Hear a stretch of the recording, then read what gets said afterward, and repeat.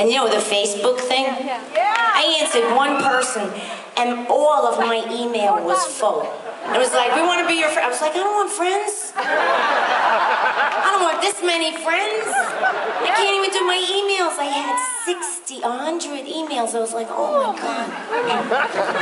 And then the one person, do you know Edith on the Facebook? Edith, my friend Edith, who thinks Donald Trump is cute. No, you know. Are you the winner? Are you the winner? I think she needs intervention, but he's nice to his kids, and that's awesome. Are you the winner? What? No, I can't tell. I know. It's like, it's like Jeopardy. It's like, you got the envelope. It's some like, the only thing is every time I sat in the chair and he walked in, when everybody walks in, well, they always made you wait, and then he walked in and made his entrance, and I always felt like you had to applaud. No, but I didn't, because I already knew they thought I was weird. Right? And Gaga. That's why we love you. Sitting next to me once. I swear to God, she says to me, well, people always thought I was weird. And I said, hon, no matter what you wear, you're always going to be a little weird to the next guy. And the truth is, it's how you think. I said this, they printed that, didn't they? Oh, well, you got to be careful what you say to who, but I did say that to her, and it's true, because it doesn't matter what you wear, it's how you think. And some people think in a tunnel, but they have to think like that because for what they do in life, that helps them. Some people think sideways, and for what they do in life, that helps them. I agree. So everybody has their method, And weird isn't necessarily always weird. If she worked in a bank, that would be messed up. I felt that way too. Trust me, I tried to work in a bank. I was a waitress. No, I didn't work a Russian funeral. I worked at IHOPs. I was fired after the first day. I told you this, didn't I? I kept confusing the fried chicken with the chicken pot pie. And the truth is, listen, folks, it's chicken. Right? Chicken is chicken. But you would be surprised how pissed off everybody got when they got the chicken pot pie instead of fried chicken. I don't know, it was kind of like... so that, and then one job I had, there was an open kitchen. I moved to Vermont. I was going to art school. I was going to go to college and I did for a year. That was it. I was a college dropout. I couldn't. I was heartbroken. I thought I was ruined. And I did everything a good Italian does. I went to church with the candles. I was crying. I was waiting for the statue to come alive like Madonna, right? At the statue. Wasn't that awesome? Made me love her so much. Yeah, she was doing it with the statue, okay? That was kind of... I thought, yes! Right? And the burning cross on the wall, I was like, oh my God. Right? OMG. That's our girl from Catholic school. And, I used to go and I'd be lighting the candles and I'd be crying, praying, what's wrong with me?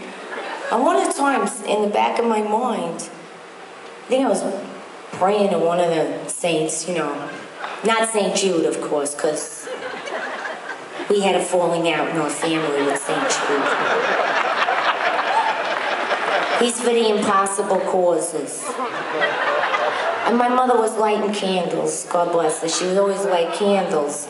And she would always pray to St. Jude. And one day she lit the candle and the bookcase went on fire. So my grandfather, he said, no more candles. He gave an electric candle. He said, you're going to have to pray like this from now on. And I said, Mom, I don't know what you were praying for, but I don't think it's going to happen.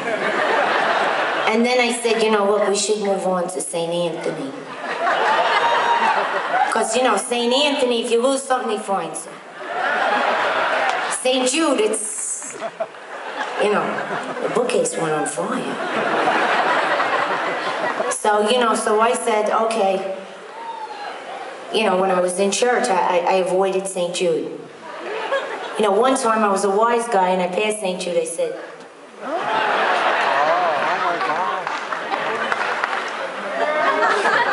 St. Anthony, that guy, we're going to him now, you're fired.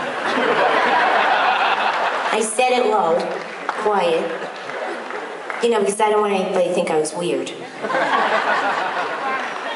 And then I was praying and I kind of fell asleep in the pew while I was praying on something, I don't know, rosaries or something, looking at the statues, and I went to leave and I tried to open the door and the doors were locked. And I felt like I was in a Twilight Zone episode. You know, when they were up on the top floor and it was old black and white when I think it was Anne Francis and she was a mannequin but she didn't know it. It's like, oh, let me out of here. Come on, we're not going there. You know. St. Peter, you know, that guy always bugged me. You know why? Because they totally ignored Mary Magdalene. Like, what was up with that? Like, everybody was an apostle, but not her. You know, she was a whore. Did you notice that every time they get mad at women, they call them whores? They do. You know, she's no good, and it bugs me about Eve. Why is it always the woman's fault? It's our fault about everything. Now, because now look at where we are, you know, there's hell. Why? Because us. And that poor snake. The hell, the snake. You know what? Everybody hates snakes now. I want to know who wrote that. I'm mad. And I blame it on St. Peter, so I avoid that statue. I don't go by, I got these issues. You know, so I find the statues that, you know, kind of like go with. Oh. I'm getting there. You're probably wondering how I'm going to wrap this around. I mean, I am.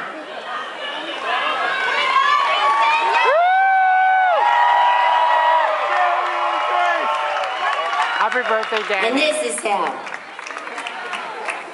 Because no matter what statue you pray to, no matter what you do, I agree. It's all in here and all in here. Which goes into this here song. 1, 2! Well, it's the same one we thought it was, right? I don't want